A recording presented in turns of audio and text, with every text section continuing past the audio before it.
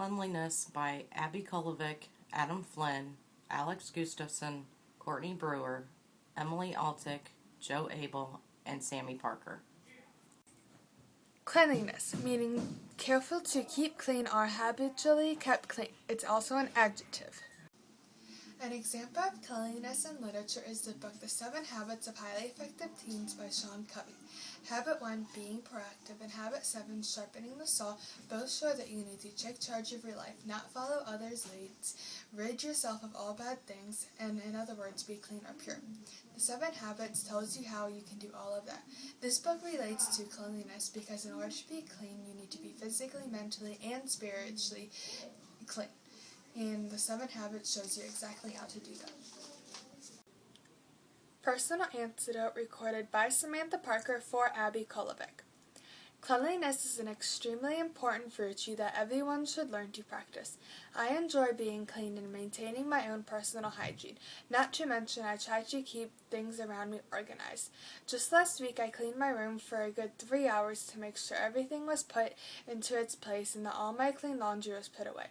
Doing this makes me more organized when it comes to my academics. Having a clean environment makes it a lot easier to stay focused on what I am trying to accomplish. This usually includes homework, school projects, or researching possible college options. I will continue to use this in my life as I progress further into my education because it will especially come in handy in college and after that. Cleanliness isn't the easiest thing to do. I mean, to some people it's very easy and to other people it's very hard. Basically, the way I see cleanliness is obviously the physical way. You gotta take showers, wash your hands, wear clean clothes. It's basically wash your hands very often throughout the day. But the thing that many people struggle with is the way you act and the image you give off to others. A lot of people are yelling, complaining all the time. That's not the person you want to be. Show others respect and earn respect. I mean, a lot of people out there doing drugs, drinking alcohol, having sex all the time. But just because they're doing it doesn't mean the right thing to do. Cleanliness it's a big aspect of life, and it's kind of the way you live life. You just gotta do what you gotta do, I guess. Personal anecdote recorded by Samantha Parker for Courtney Brewer. I follow cleanliness on a daily basis. Being clean is a big part of my life. I think that along with cleanliness comes hygiene habits. Ben Franklin's virtues were all designated to help people and to help change the future. I think that cleanliness is actually kind of hard, even though it seems very easy. In order to be clean, you must also be organized. Organization is very hard, especially when it comes to schoolwork and things like your room. You have to keep everything in order and in good condition. Cleanliness got easier for me to follow once I started making changes in my lifestyle. I am OCD and like everything to be done in a certain way. So cleanliness became a big part of everything. In my schoolwork, everything is organized so that I can find it when I need it. I clean my room and have kept it cleaned, which is also very hard to do. When I just want to throw my shirts on the ground, leave my drawers open, and have paper scattered all on my desk. My personal hygiene is also part of my cleanliness. I shower every day, brush my teeth, wash my hands, etc. I find these things very important in keeping my body in order to be such good condition. To represent cleanliness, I cleaned out my car over the weekend. I organized all the paper inside my car, rearranged my CDs, organized my chains, vacuumed the ground, wiped down the dashboard and steering wheel. I also washed the outside. I find cleanliness is everywhere. There is also room to improve in cleanliness.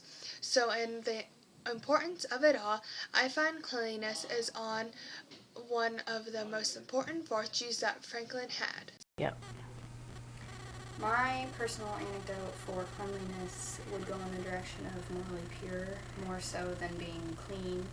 So, being morally pure to me is like not lying and being true to yourself. Because when you're a little kid and say you steal a cookie out of the cookie jar, there's some little kids who absolutely feel terrible and have to tell their parents. And that was me when I was little because I felt so bad. And when Benjamin Franklin wrote his autobiography, I really think that that's what he was trying to get the point across to be, was to be morally pure in your cleanliness, because in order to be happy with yourself, you have to be clean. I mean, that's just how it works. Start. Okay. This is my antidote for cleanliness. Being clean is not just a virtue, it's a way of life. Being clean means that you bathe and shower daily or every other day. You don't drink, you don't do drugs, anything like that. You keep your mind, body, and your spirit both clean and pure. Because if you do that, you mess up your body, you harm your body, and you're not clean. Being clean will affect you physically, mentally, and both spiritually. This is the conclusion for cleanliness. Cleanliness is an important virtue because everyone needs to be clean or pure.